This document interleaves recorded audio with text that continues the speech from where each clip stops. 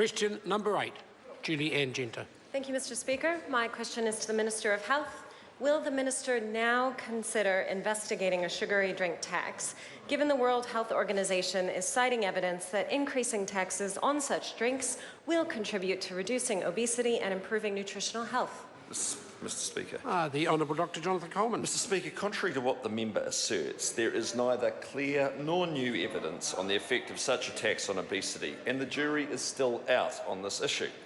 A sugar tax isn't something we're actively considering, but as I've said before, we will continue to keep a watching brief on the emerging evidence, and 2 major global studies are due to report at the end of next year.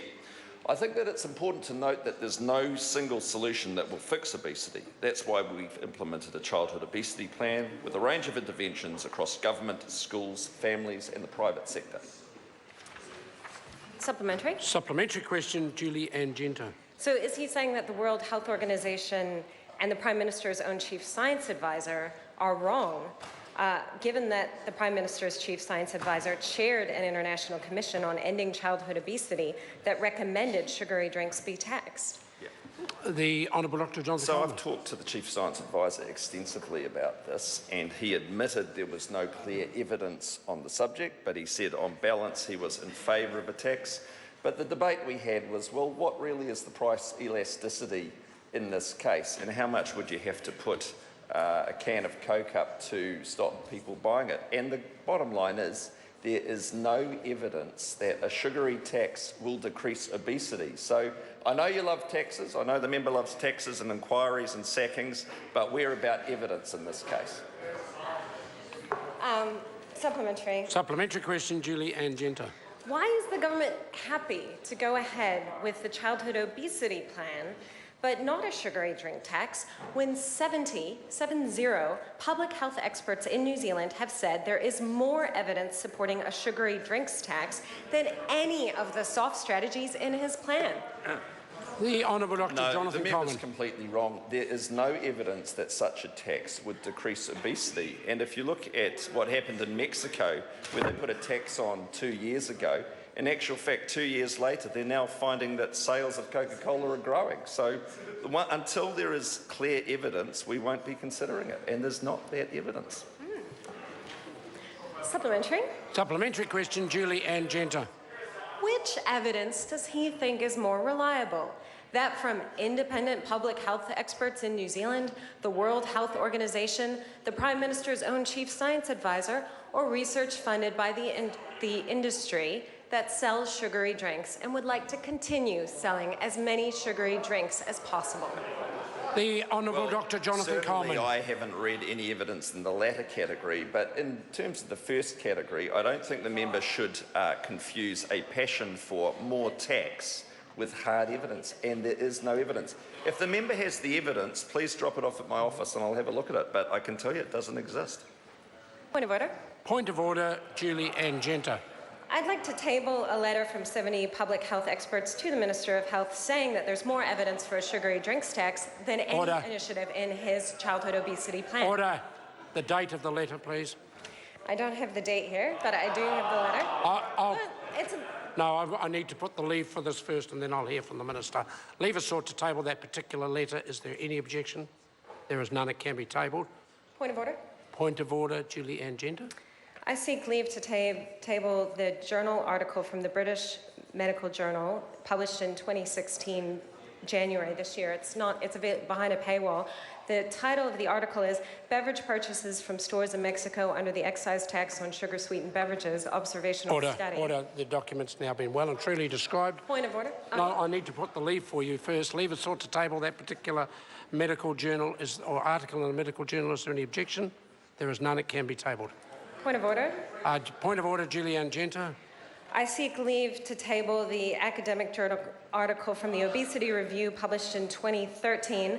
The title of the article is Assessing the Potential Effectiveness of Food and Beverage Taxes and Subsidies for Improving Public Health, a Systematic Review of Prices, Demand and Body Weight Outcomes. Will do. I'll put the leave. It's an academic journal dated 2013 on the issue of obesity. Is there any objection to it being tabled? Point of order. Point of order, Julianne Genter. I seek leave to table a journal article from the American Journal of Public Health published in 2015, higher retail prices of sugar-sweetened beverages 3 months after implementation of an excise Order, tax in and again, California. a brief description is quite satisfactory. Now, before I put the leave, does the member have any other documents she wishes to seek leave? I have a few more.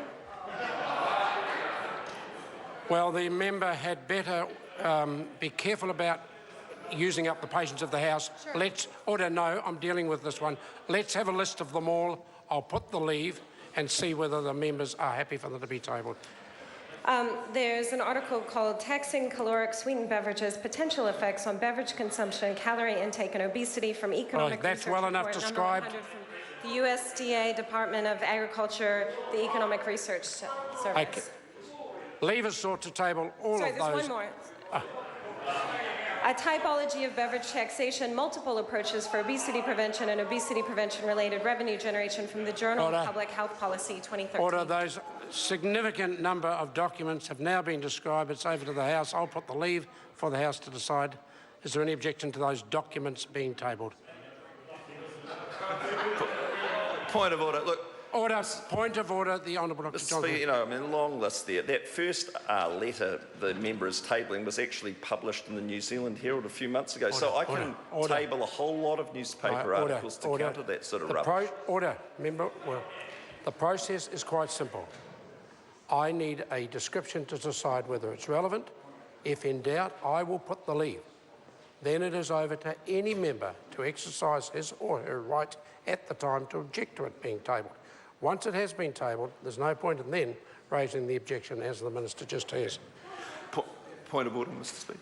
I'll hear, if you're speaking, I'll hear from the... So, Mr. Speaker, I seek leave to table advice to me from the Ministry of Health saying that there is no conclusive evidence that a sugar tax will increase obesity. Leave is sought to table that particular advice from, to the Minister from the Ministry. Is there any objection? There is none that can be tabled. Point of order. Point of order? I'll hear from the Honourable Dr. So, Mr. Speaker, I seek leave to table an article from the Wall Street Journal from May of this year, which shows that Coca-Cola sales have actually increased in been Mexico described. since Now, the again, tax. is the Minister also going to attempt to table a large number of documents? No, I'm just making that's a it. point. Then I'll put the... No, but if it's the Wall Street Journal, then that surely is available to all members competent to use. Order. My point. No. Order. The point made by the member was a lot of her medical journals were difficult to find. Order.